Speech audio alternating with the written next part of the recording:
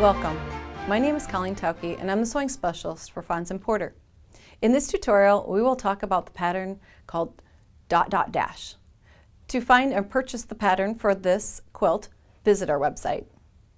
Okay, we've got pre-cut strips, a wonderful collection of brights here. We're going to use 18 strips in this pattern, and then we're going to coordinate it with a great white fabric to offset all those colors. So what we're going to do is take those 2.5-inch strips and we're going to coordinate it with narrow strips of white that we've follow your pattern for the number of strips to cut for the narrow bars that we're going to put here. And we're going to join strip sets down through all of our fabrics. We're going to make a strip set like this with the narrow white, the 2.5-inch print, and then the white again. And that will create a strip set that looks like this. You'll get really good at making strip sets. And when you get done, make sure that you've pressed your seams. You can see the red thread that we use here is for your benefit. You would use probably a white thread in this project. And press your seam allowances towards the center here, like this. Now when we come in and we look and realize fabrics are never the same length or width off the yard goods. So what we need to do is come in and straighten up the edge and then cut the increments according to our pattern. Now for this one, it calls for 2.5-inch units and 4.5-inch units.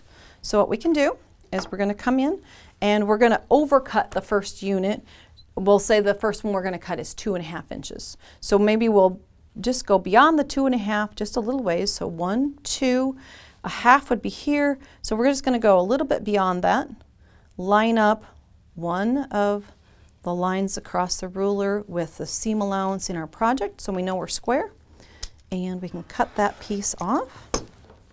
Then we can rotate this piece around. Always double check yourself when you come in. 1, 2 1/2 so that you know that you're in the right place. And then this would be scrap, so it goes away. And you would continue then cutting the 2.5 or the 4.5-inch pieces from your strip.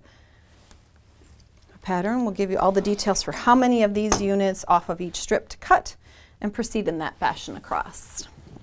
Now, if at any time when you come in to cut, for example, after 5 or 6 cuts, now this happens for everyone, it doesn't make a difference if you're a beginner, if you're a seasoned quilter, this line along here gets a little bit of a swing to it. So you can easily come in and overcut a piece and trim away, just making sure that you keep your cutting very accurate.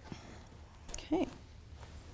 Now we have 2.5 and 4.5-inch segments, and we've cut all of our white pieces into either small rectangles or squares. It's time to start assembling the blocks. Now, to keep your wits about you, you're going to want to watch the diagrams, look really closely at the assembly, because there are actually 2 blocks we're going to create.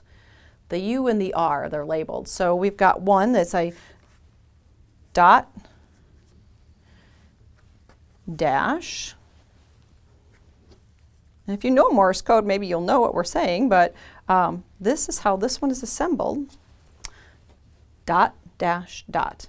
So we've got the small rectangles in between each of these, and we finish with a large white square at the end. Now, once we've assembled this row, it's going to look like this. And you'll notice that I've pressed all my seam allowances in the direction, the least resistance, and these as I put the bar or the rectangles and the squares on, I pressed toward that white fabric each time. So we've created this. That means we have a dot, dash, dot block, but we also need then 36 of the block that looks like this, where we have dot, dot, and then the dash.